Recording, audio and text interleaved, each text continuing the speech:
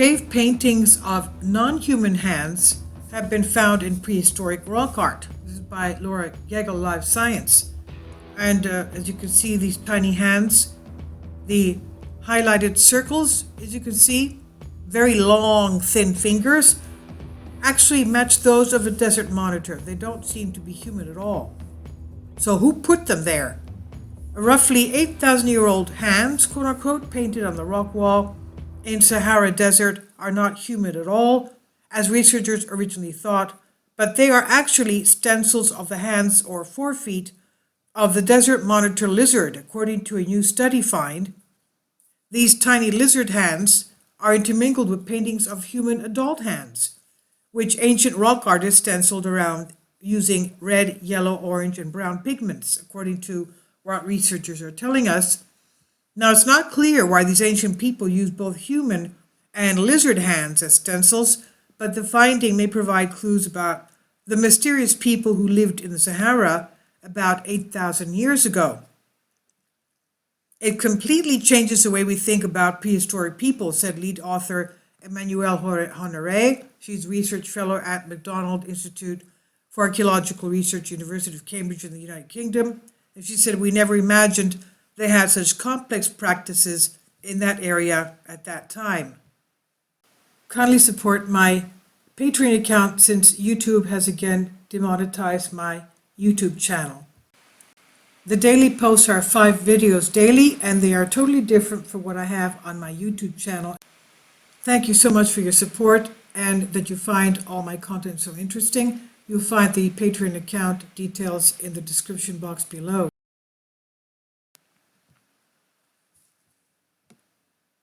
Researchers discovered the cave called Wadi Sura II.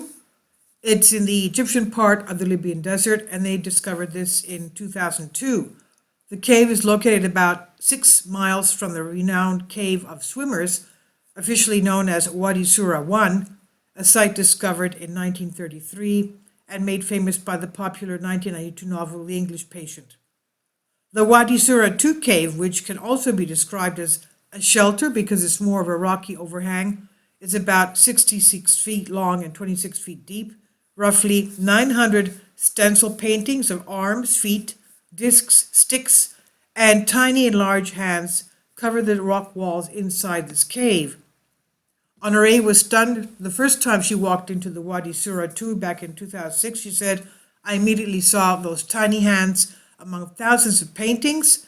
The earlier studies, researchers hypothesized that the large and small hand paintings were stenciled around adult and baby hands.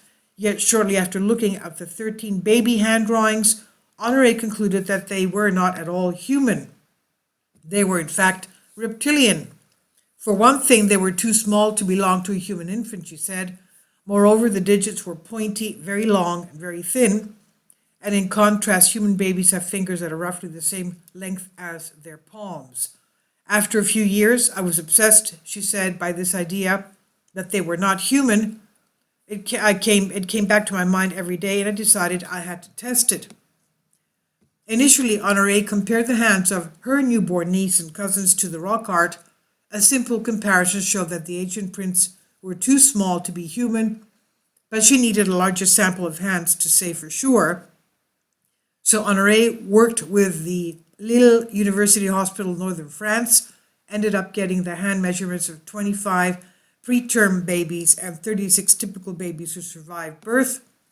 And she said, we were really surprised. All of the parents agreed to let their babies take part in the experiment. They were very enthusiastic that their babies could contribute to a scientific study. Honoré and her colleagues also measured 11 of the tiny hands at the Wadi Sura II site. The other 2 were incomplete and difficult to measure. Now, in addition, they measured 30 of the large hands at Wadi Sura II and 30 hands from living adults and found that they matched well. But several parameters indicate that the tiny hands were not human, though the stenciled figures were long overall and the hands were small, just 1.8 inches from the base of the palm to the end of the middle finger. So that's much smaller than a human baby hand, which measures an average of 2.4 inches long, she said. She said, we were completely shocked by our own research because it brought up the question, if it's not babies, then what is it, she said. At first, Honoré thought the tiny hands belonged to a small monkey, but none of the thousands of monkeys and pictures she researched looked like those on the wall at Wadi Sura 2. And then when she was doing research at a crocodile farm in Zambia, she realized that the prints belonged to a reptile.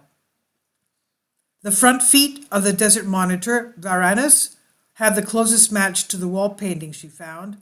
A baby crocodile was another possibility. However, crocodiles likely did not live in the desert at the time, so a person would have needed to transport one over from the Nile or another water region, she said. Another prehistoric culture uses animals as stencils for their rock art. For the example, the Aboriginal people used emu foot stencils in the Carnarvon Gorge in Australia and Choiki Nandu birds in a rock art at La Cueva de las Manos in Argentina. Now, it's not clear why these ancient people at Wadi Sura 2 used reptile hands as stencils, but Honoré said she's working on a new study that analyzes possible reasons for this. She says, I think we have to remain a bit prudent.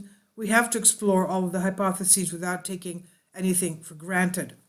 Ancient art made from hand stencils is not too prevalent in the Sahara. This makes a new study an important one, said French rock expert Jean-Louis Lecolec, who was the first to hypothesize that these tiny hands were stencils of human baby hands, but was not involved in this new research. Now, like Lecolec said, I am delighted to see that the statistical analysis by the authors clearly demonstrates that these tiny hands are not human. I must say I have suspected that these were reptile hands, but I did not publish that data in our work on Wadi Sura because my co-authors were considering it as a fantasy assumption.